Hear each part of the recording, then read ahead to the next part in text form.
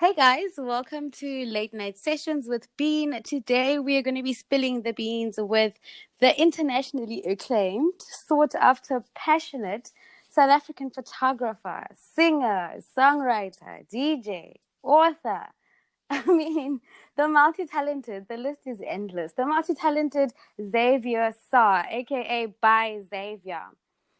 I mean, By Xavier has written over 2,000 songs and has been nominated for 2 awards at the South African Music Awards in 2009. Hi, Xavier. Bean, if I could get somebody to promote me as you do, my life is made. I mean, I just took a bite out of your bio, but wow. Even saying it was just like, okay, I'm honored. I'm honored to have you to be here. Thank you so much for having me. It's a pleasure. So tell us a bit about yourself. I know I haven't even said everything. I just scraped the surface. So if you can maybe tell us a bit about Xavier and how you became this versatile, super multi-talented industrial asset. So you missed Future Chef, definitely Future Chef. Yeah, that's on the cards. So who am I? Gosh, that's probably the hardest question in history. I know, right? You know, kind of to be or not to be kind of stuff. So you kind of hit it on the nail on the spot. I do a lot of things, always evolving, always changing, always looking at life as an adventure. So yeah, I don't know what's next. That's what I've done up to now, but life is exciting. It's you don't want to box yourself. You're open for anything and everything that comes your way. Why not? Isn't it? I mean, that's what life is about. True, that's the spirit. So how has this journey been, and how long have you been at it? How long have you been in the industry, in your different industries in the industry? I started when I was young. I started writing songs when I was probably about 12. So it's been a while. The music just came naturally to me. I come from a family of artists anyway. I learned how to play guitar and I started writing, just like crazy, just so many songs. Well, other friends were like, "Oh, come on, let's play soccer, let's go out." I was like, "Guys, I'm writing music, and so it's been a natural process for me. Look, I wasn't born with talent for music at all. I had to learn everything. I have to really work. To nurture it from. I had to nurture from day one. You go into the internet now and you look at YouTube and it's like a little 3-year-old girl and singing, and she sounds like like an opera singer for 40 years. I wasn't one of those people. I really had to work hard for everything that I do. Same with my writing, same with my photography. I'm self-taught, and I think I just persevered. So that's there's no secret. It's just hard work and passion, and like they say, if you love what you do, you don't work a day in your life. Yeah, that's true. And I mean, I've seen your work, your photography work, your music work as well. But right now, I want to talk about the amazing portraits that you've taken. So we're talking photography now. Okay. True. Like, your pictures are just, I don't know, out of this world. What's your working process like? Like, how do you make the magic happen? I mean, sure. Being self-taught, even now that I know. By the University of YouTube. I mean, we're all enrolled there. It's Mahala, why not?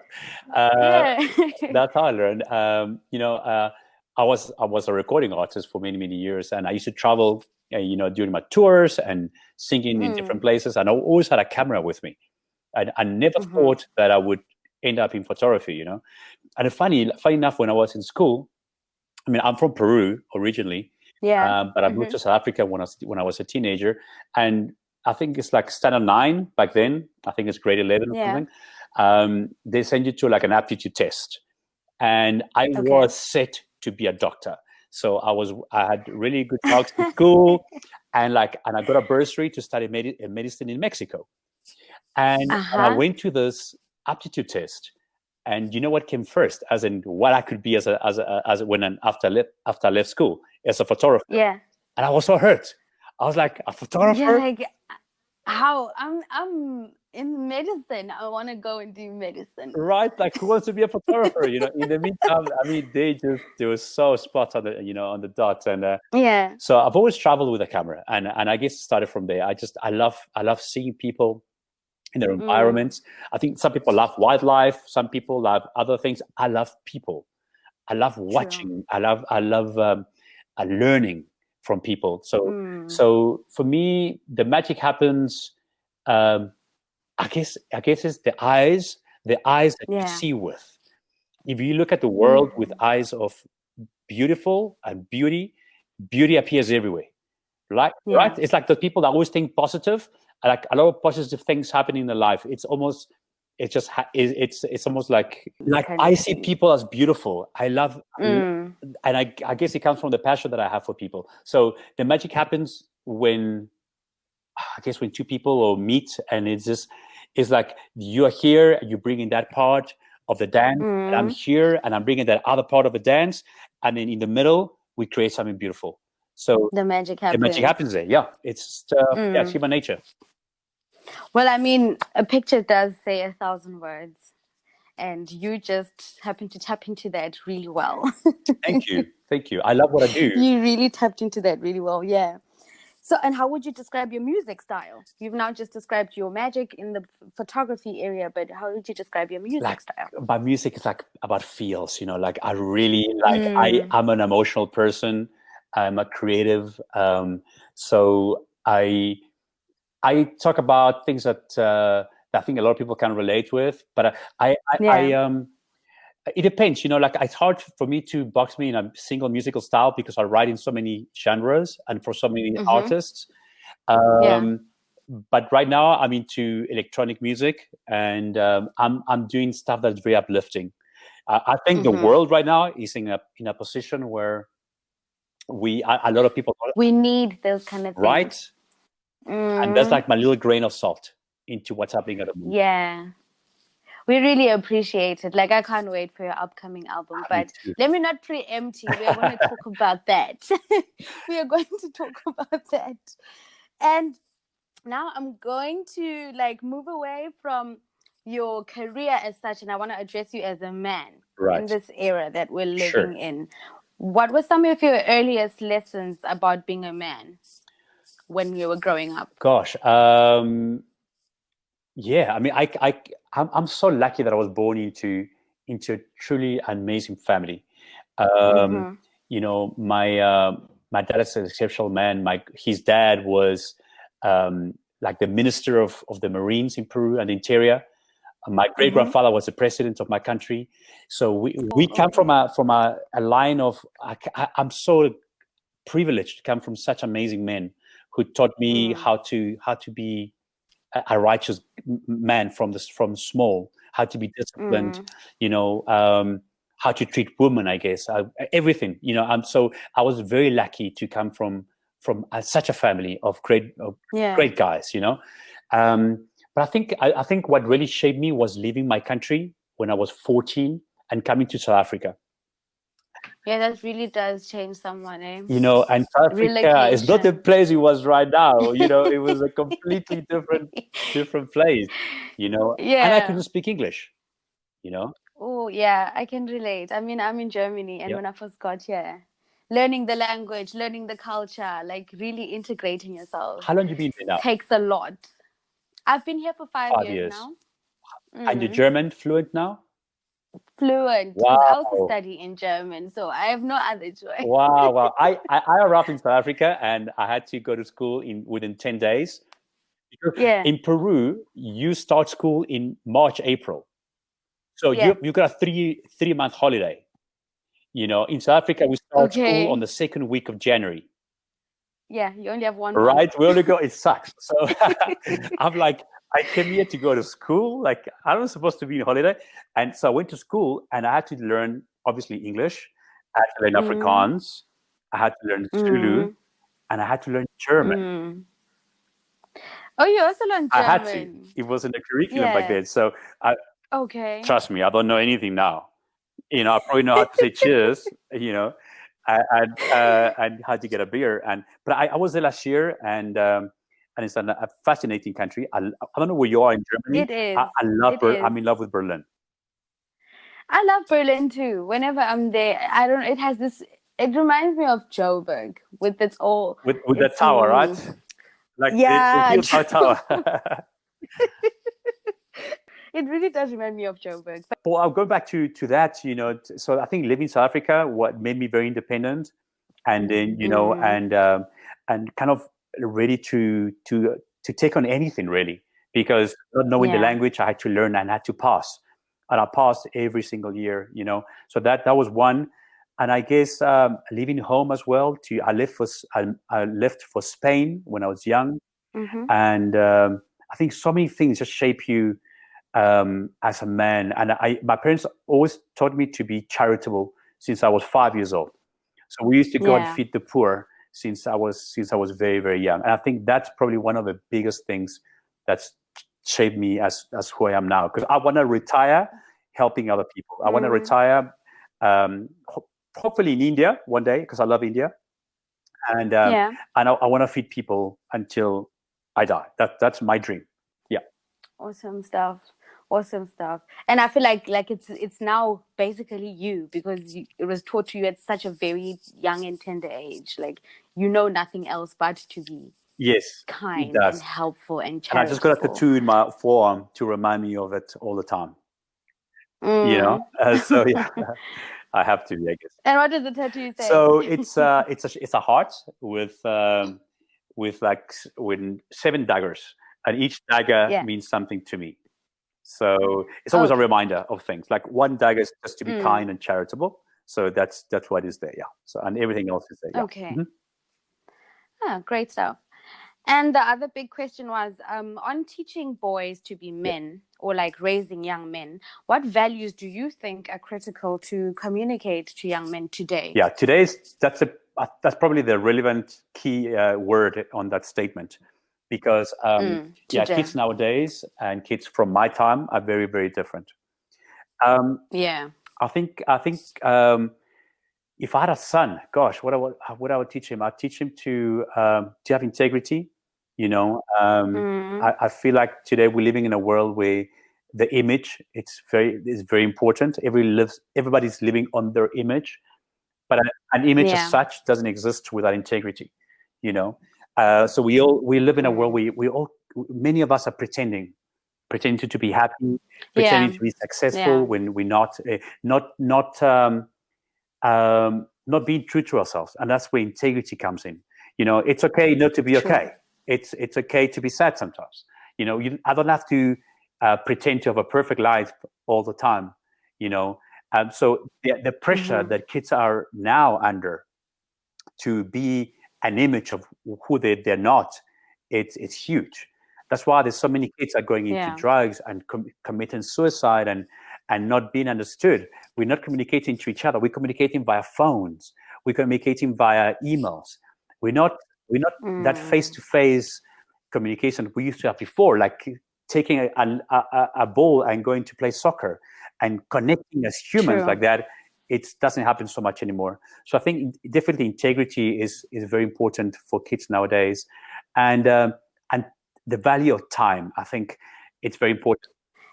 People want things now. We want everything now. We get bored quickly. We don't read anymore because we can watch something on TV for 5 minutes that kind of in barely explains the situation, right? we don't do that. We don't take time to do things anymore. And I think, and I think kids are so pressured to be the CEO by 21 when they haven't had any experience of life. Exactly. So it's a different world. It's interesting. So new challenges. But if I had a son, I would definitely kind of keep those values, and of course to give us the biggest joy in the world.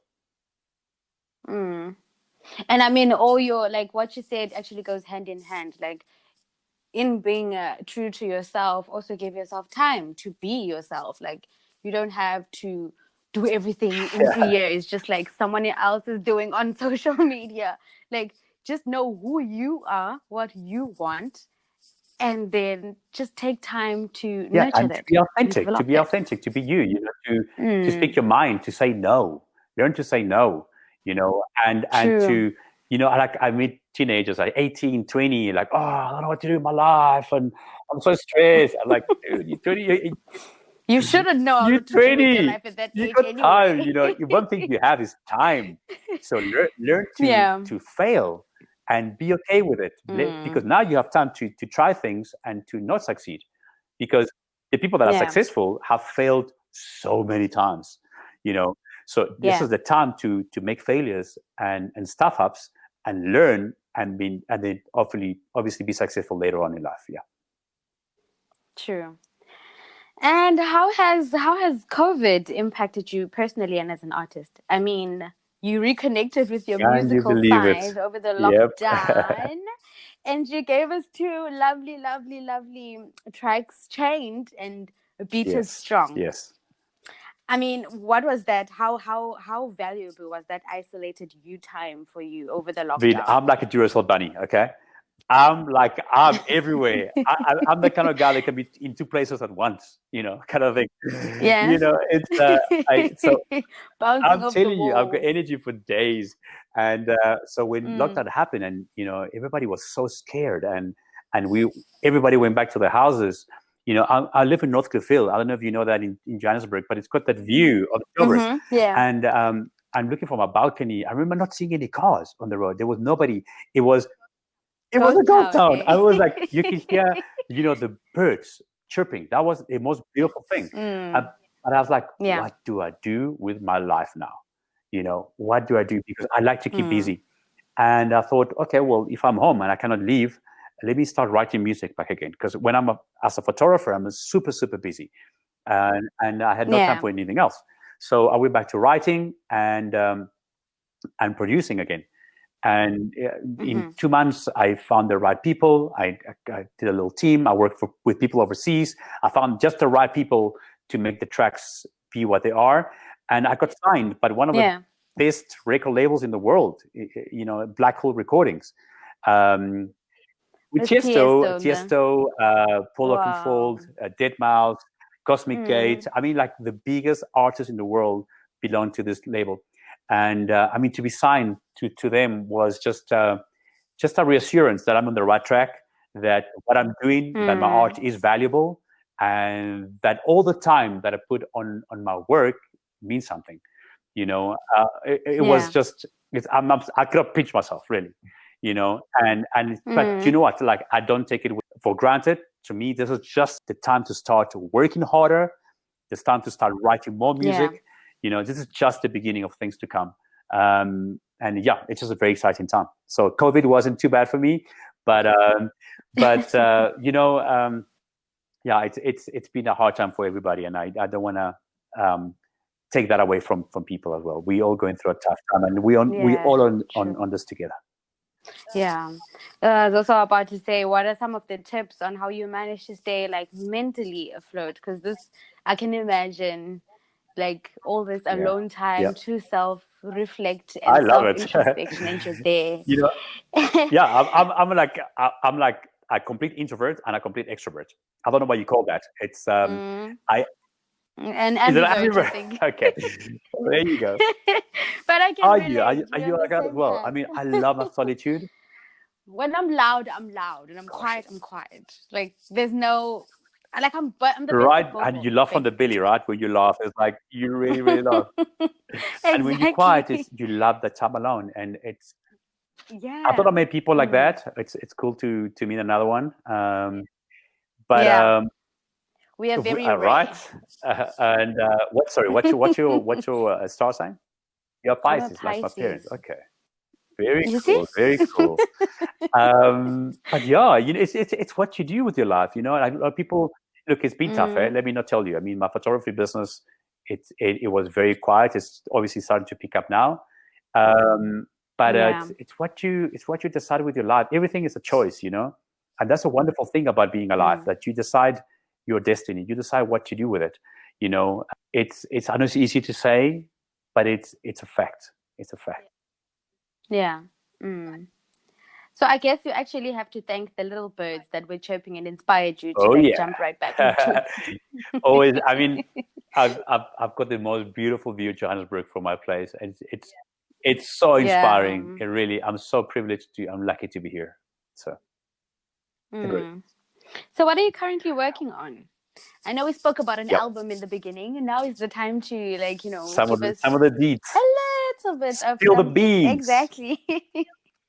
Spill the beans. So literally. working on songs. I got a songwriting session with a new artist. I'm releasing a new track. So I've got about 4 or 5 tracks that I've recorded that I wish I could release every week. I've got plenty of tracks to release, but I'm kind of pacing myself because I write so many songs. So one on Friday. It's more like a progressive house, trancey vibe, very positive. It's the kind of song that you put in your car and you go and you say, okay, you know what? Stuff it. I'm going to drive somewhere today. Let's get lost. Is that kind of song. Oh, please, but don't, if you get lost, don't blame it on Xavier. Eh? I definitely will blame it on you, but in a positive way. I used to have an aunt that she was very blind, okay, in South Africa, and she used to get lost because she couldn't see. So she had a policy of like, when I'm really, really lost, I'm just gonna pick up the first car and follow this car, okay, and that car will get me out of whatever I am doing, wherever I am. And, and my aunt one day she followed this car for about 20 kilometers, and she drove up this guy's driveway.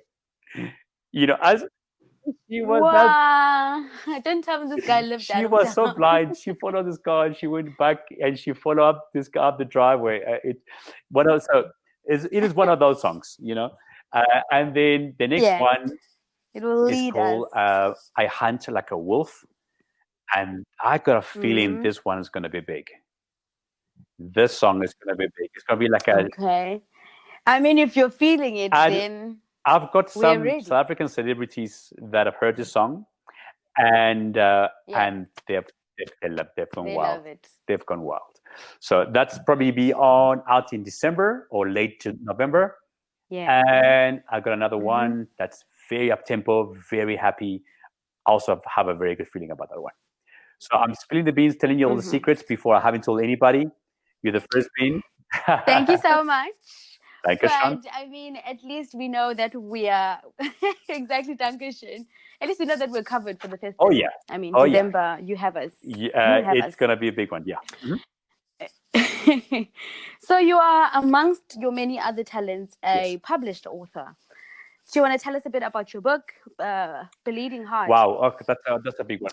Or is there another one coming? Actually, do you want to spill some beans on another one? If I can recommend something to you, it's don't ever write a book. What? Wait, what? So You're killing much my work. dreams. Oh my goodness! It took me 2 years. Yeah. Really? 2 years, like maybe 1.5 years full time. It's just a research. Well, it depends on the topic, I guess. Well, so okay, this is what happened to me. So it was 2009. I was trying to go to sleep, and this is going to sound like unreal, okay? But I heard a voice. A voice said to you, Xavier, wake up. I got something to tell you. And I'm like in between, like sleeping and not sleeping, kind of awake and not awake. And I'm like, whatever, man. Like, just let me sleep, basically. Shut up. And it's like, I got something to tell you. And he said, you have a diary in your desk that you haven't used. Usually I start my year from April. Like I usually don't write, like it's like your New Year's resolutions. It's like the first week is, let's do it. And then like on the second week is like, So a lot of my diaries, like I used to write a lot, it wasn't used. So from January to April, it was pretty empty. So I said, I've got something to tell you, and you better wake up. This went for about 15 minutes. Eventually, I was like, until you eventually said, leave me alone. I got up, I put the lights on, I got to the diary and I took a pen and I started writing. And I've got the diary. It's one of my most prized possessions. And as I was writing, I went into this little trance where I wasn't conscious of what I was doing. And I got a story. And the story happened in the 1850s. back in my country in Peru. This has happened in South Africa when I got the story. And it happened during the time where slavery was being abolished in my country. And I got a lot of historical facts which I never knew. So obviously this had to come from somewhere. And when I kind of wake up the next morning, I see the diary on my floor, and it was like, okay, what happened last night, kind of thing. And I opened the diary and I see the whole story. And I knew in that second that my life had changed. I knew that I had to pursue what I've received. Wow. And then I remember telling my parents, hey guys, I'm going back to Peru, and this is what happened, and I'm going to research the story. So a month later, I left. I kind of make sure my record label wanted to kill me. I said, guys, like, this is it. This is it. I need to do this. And they're like, I was on the contract. Thank goodness the owner of the record label was a very good. He's a very good friend of mine. He's a dude like, it's fine. You do your thing. And I left for Peru, and I moved back to Lima, and I went to research the facts at the public library for about a month and a half, and I've got tons and tons of notes. And funny, when I travel to all these places, everything makes sense. It's almost like I was there. And I mean, so your story was now like just being. It was correct. Like being verified. But when you wrote this, you had no knowledge of it. When I left my country, I was 14 years old. So it's not like when you're 14, you done history and you read all those books, and you didn't. Yeah. Even if you've done it in class, it's like, but it was just like to get through way school. beyond that. Like it was like the place. And I decided to take like 6 months to travel through my country. I went and lived with the Incas in the mountains, with the shamans, to get the knowledge, and because everything happened in the book. And then after that, when I arrived in South Africa, I met a monk. I met a woman, Buddhist monk, who changed my life, Mohini. And I moved in with her for 6 months to live like a Buddhist monk. And throughout the 6 months in this ashram, I learned all the lessons that I needed to learn that were in the book. So this sounds a bit crazy. This sounds like a movie. But it was like everything happened like it was supposed to happen. It's like I'm listening to Doctor Strange. You've never watched the movie Doctor Strange? Everything that you're talking about, like meeting this sensei and going to live with the sensei and learning all these lessons I'm making of life. a note. I'm watching this tonight. It's amazing. Doctor Strange. You need to. My phone right now. All right, and then I think I went back into writing, and that took me 6 months to write the first draft, and then I rewrote it probably about 5 to 6 times, and that took me another year. So all total, about 2 years to write a book.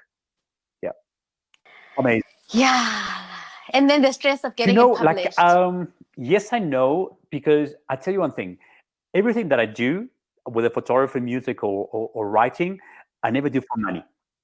So whether I get signed to a record label or I get signed to a publisher, it's not my motive, my motivation. So eventually I got picked up by an Australian publishing house, but to me, just writing the book, having the experience in my life was the ultimate goal.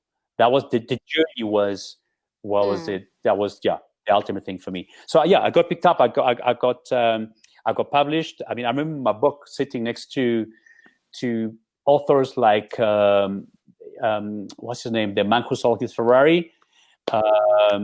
Anyway, like that in South Africa in the stores, it was a dream. It was a dream come true. So that was about 10 years ago, and one of the best times of my life. It was amazing. Awesome stuff. I'll be honest, I haven't read the book, but now you're making me want to go and read it. So I'm going to buy it. Awesome. I'm going to read it. Give me your feedback. And I'll give you my feedback. I will do. So what's your current media diet? What are you listening to? What are you reading? What are you watching? Good question, actually. I love American politics. So I'm very interested in the elections coming up in the next 2 weeks. So I watch both sides of the story. I watch a lot of Democrat stuff and Republican stuff. I just love it. So I do that a lot. But right now, when I'm so into my music that I'm very tunnel vision and very, so I'll practice maybe 5-6 hours a day. And I just right now I'm doing nothing but music. Yeah, to be honest. Yeah, 100%. That's what you're So into currently. no time for anything else. Yeah. Haven't read a book in a while, eh? The thing is with me, I don't like online books. I'm really feeling, into right? like paper. Like I really want to. Yeah. Me too. I'm I old read a school book like in about that. 2 years. Let me be honest. But I get obsessed by stuff. So like I'm obsessed with the whole DJ thing right now. So I would practice till the hours of the morning. Thank God I have the most amazing neighbors. So they're cool, you know. But I'm so obsessed about being such a great DJ right now that I cannot think of anything else. So even if you have to put me the best, most interesting book in the world right now, I wouldn't know what to do.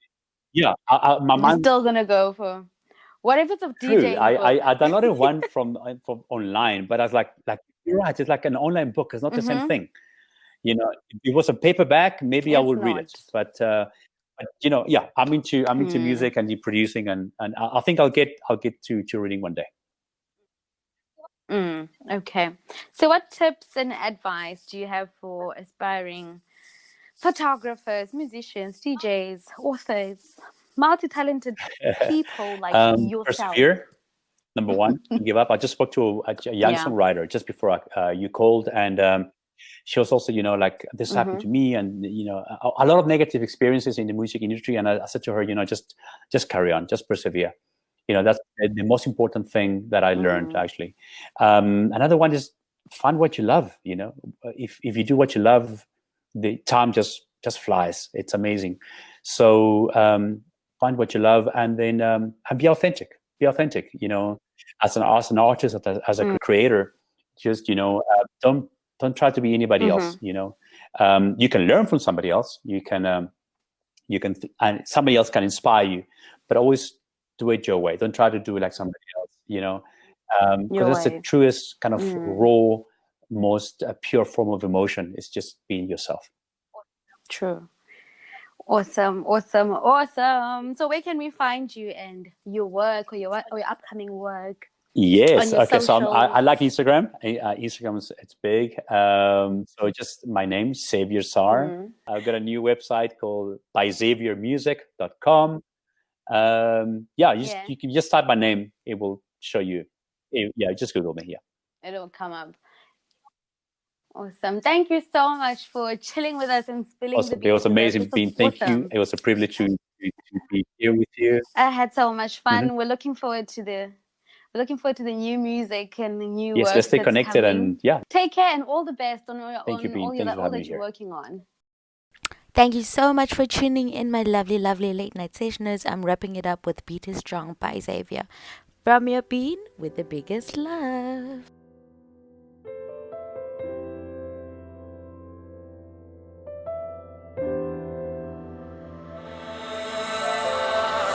Beat without a rhyme, hoping I could find a time. Too sick for my destiny, when rhythm took control of me. Living in the dark of night, silence was a friend of mine. Breathing has no guarantee. One day music said to me, and the beat is strong, and the beat is strong. It goes on and on and on, from night till dawn. And the beat is strong, and the beat is strong. It goes on and on and on, from night till dawn.